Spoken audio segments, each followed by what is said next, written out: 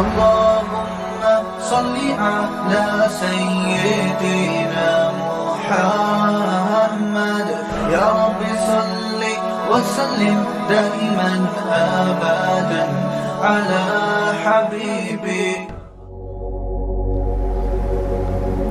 تو قرآن یہ کہتا ہے کہ یہ ان لوگوں کے لیے حکم ہے جو اللہ پر اور آخرت کے دن پر ایمان رکھتے ہیں.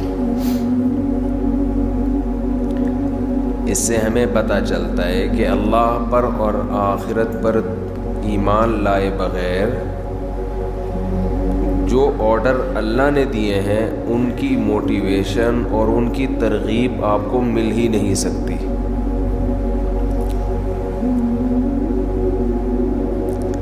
مثال کے طور پر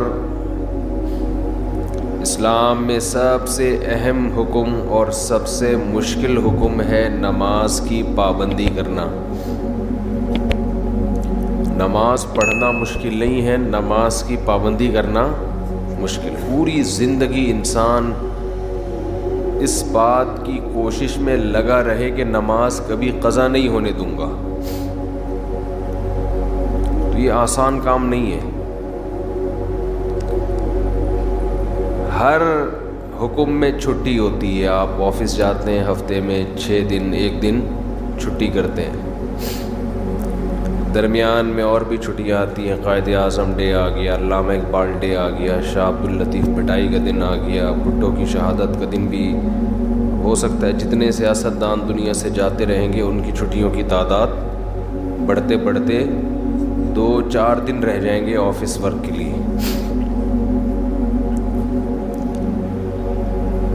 تو ہر کام میں چھٹی ہوتی ہے.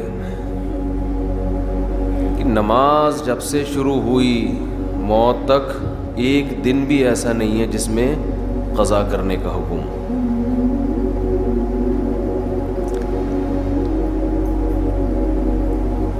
تو اتنی پابندی جب کسی حکم کی ہوتی ہے تو انسان بعض دفعہ تھکنے لگتا ہے. پھر اس میں جماعت کی پابندی کرنا. اس لیے قرآن نے کہا وَإِنَّهَا لَكَبِيرَةٌ إِلَّا عَلَى الْخَاشِعِينَ. یہ نماز ایک مشکل کام ہے. یعنی اللہ کسی حکم کو مشکل خود سے نہیں کہتا. نماز کی پابندی کو اللہ کیا کہہ رہے ہیں؟ یہ ایک مشکل کام ہے. إِلَّا عَلَى الْخَاشِعِينَ، مگر ان لوگوں پر. فہد بھائی موبائل کو نہ دیکھیں، بیان سنیں، ٹھیک ہے نا؟ سب کے لیے ہو رہا ہے تو آپ کے لیے بھی ہو رہا ہے. آپ بھی پرسوں عشاء میں شارٹ تھے. وَإِنَّهَا لَكَبِيرَةٌ، یہ مشکل کام ہے. إِلَّا عَلَى الْخَاشِعِينَ، مگر ان لوگوں پر جن کے دل میں اللہ کا خوف ہے. اب دیکھو اللہ نے نسخہ بھی خود ہی بتا دیا کہ اگر اس مشکل کو آسان بنانا چاہتے ہو تو اپنے اندر اللہ کا خوف پیدا کر لو. سوال پیدا ہوتا ہے خوف کیسے پیدا کریں؟ بھئی خوف کیسے پیدا کریں؟ یہ تو اختیار میں نہیں ہے نا. آپ اگر یہ تصور کرنا شروع کر دو کہ میرے دل میں فلاں کا ڈر بیٹھ جائے تو یہ صرف ڈر بیٹھنے کے تصور سے ڈر نہیں بیٹھے گا. تو اب اللہ نے آگے خوف پیدا کرنے کا طریقہ بیان کر دیا. یہ مائک کی آواز میں بہت دور کر دیا. اچھا، تو خوف پیدا کرنے کا طریقہ کیا بتایا؟ الذین یظنون انہم ملاقو ربہم، یہ وہ لوگ ہیں جن کو یقین رہتا ہے کہ یہ اپنے رب سے ملاقات کرنے والے ہیں. وَأَنَّهُمْ إِلَيْهِ رَاجِعُونَ، اور انہوں نے اس اللہ کی طرف لوٹ کر جانا ہے. جب آپ یہ تصور کر لیں گے کہ یہ دنیا ختم ہونے والی ہے اور ہم نے یہاں سے نکل کے جانا ہے، اللہ کے سامنے کھڑے ہونا ہے، تو ہر مشکل کام آپ کے لیے آسان. میں عجیب بات بتاؤں، اسلام میں ہر بیماری کا یہی علاج، ہر پریشانی کا بھی یہی علاج، ہر ٹینشن کا بھی یہی علاج، ہر مشکل کام کا بھی یہی علاج. وہ کیا علاج ہے کہ ہم نے جانا کہاں ہے؟ اللہ کے پاس. آپ نے بعض حکیم دیکھے ہوں گے، اب تو حکیم لوگ شارٹ ہو رہے ہیں مارکیٹوں سے، بہت کم کہیں کہیں نظر آتے ہیں. بعض حکیموں میں مشہور ہوتا تھا ہر بیماری کا ایک ہی چورن ہے ان کے پاس، ہر بیماری کا ایک ہی چورن. وہ شاید فراڈی ہوتے ہوں، لیکن اسلام میں ہر بیماری کی ایک ہی دوا ہے، اور یہ زبردست دوا ہے. دیکھیں اللہ تعالیٰ نے جب ہمیں کوئی غم اور پریشانی ہو تو اللہ نے اپنے نیک بندوں کی جو صفات بیان کی ہیں وہ کیا بیان کی ہیں؟ الذین اذا اصابتہم مصیبہ، انہیں جب کوئی مصیبت پہنچتی ہے، قالوا تو یہ کہتے ہیں، انا للہ، ہم اللہ کے لیے ہیں، وانا الیہ راجعون، ہم نے جانا کہاں ہے؟ اللہ کے پاس.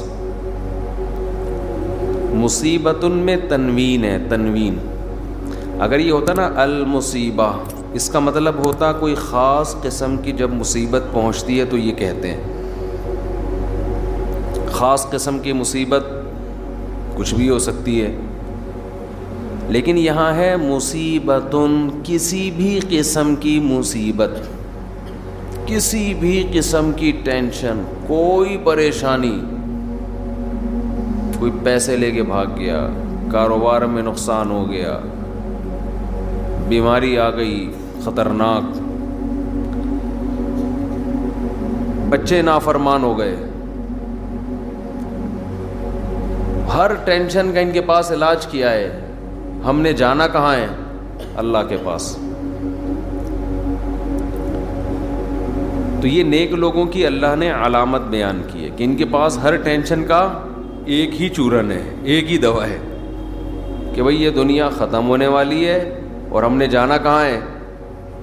بول لیں نا، اللہ کے پاس. جب اللہ ہی کے پاس جانا ہے تو کیا ہوگا بھائی؟ وہاں جا کے اللہ کے پاس سوال پیدا ہوتا ہے. بھائی اللہ کے پاس جانے کا مطلب یہ ہے کہ یہ ٹینشن دینے والا اللہ ہے، تو وہ مجھے دیکھ رہا ہے کہ میں اس پریشانی میں صبر کر رہا ہوں، اس کا نعم البدل وہ قیامت کے دن مجھے دے دے گا.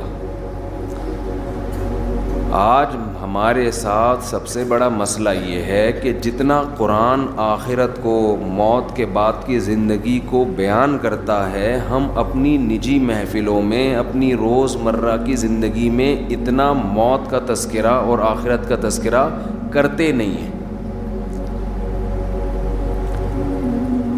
بلکہ ڈرتے ہیں.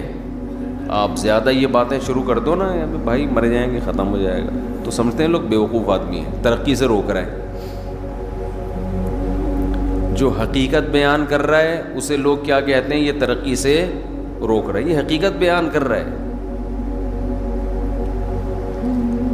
تو خیر میں یہ کر رہا تھا، جو کام مشکل ہو آپ نے اپنے دماغ پر مسلط کر لینا ہے کہ بھی یہ دنیا کیا ہے؟ ختم. اس سے آپ خوشی میں اتراؤ گے بھی نہیں، ورنہ خوشی میں بھی انسان آپے سے باہر ہو جاتا ہے.